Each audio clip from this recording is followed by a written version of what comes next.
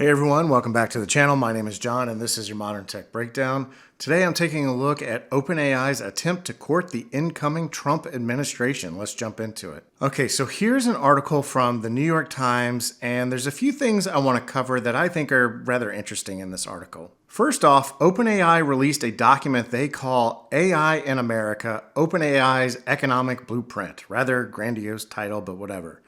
I haven't studied the whole document, I've just kind of skimmed it. Leave a comment down below if you're interested in a deeper review of this document. But basically, it lays out OpenAI's position on policy issues. It's basically like a wish list of things they would like to see from the government. Honestly, I find this sort of thing rather repulsive. I don't like business teaming up with government. It never seems to go well for the American people in general. But regardless, OpenAI seems to have listed out what they'd like to see from the US government.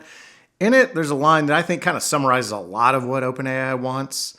OpenAI lists chips, data, energy, and talent as keys to winning in AI.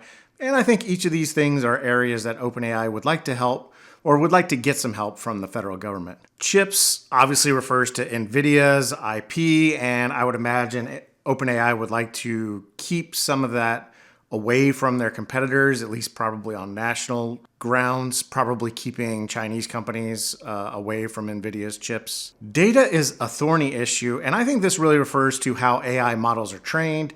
Copyright laws and how they apply to training these LLMs is something that has yet to be fully figured out. Energy is an obvious one. These huge computing clusters require massive amounts of energy, even at the scale that some AI companies are looking at building nuclear reactors.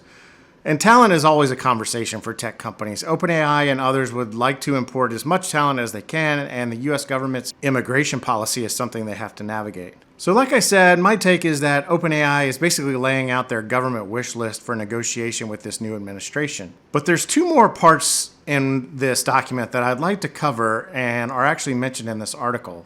First, OpenAI specifically states that they want to encourage investment from petrostates like Saudi Arabia and the UAE. And if you're a listener of my channel, you'll know that OpenAI talks a lot about safety, and they even state openly that they don't want autocrats to control AI, but they're all too happy to take investments from Saudi Arabia. It's a bit hypocritical in my opinion.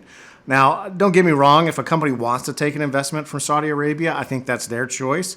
But when you do that, I really don't want to hear a lecture from you about the importance of democracy and shared values when you're taking an investment from a country run by a king. It just rings hollow. Okay, a hypocritical corporation, what's new? Moving on. The last item to call out in this New York Times piece is that OpenAI is asking for a light regulatory approach from DC, and that any such regulation be nationwide at the federal level and not at the state level.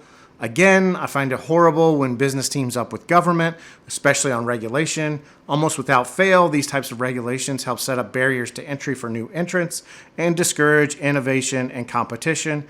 I don't like it at all, but it's not that surprising coming from OpenAI, a company that seemingly had a relationship with the previous administration.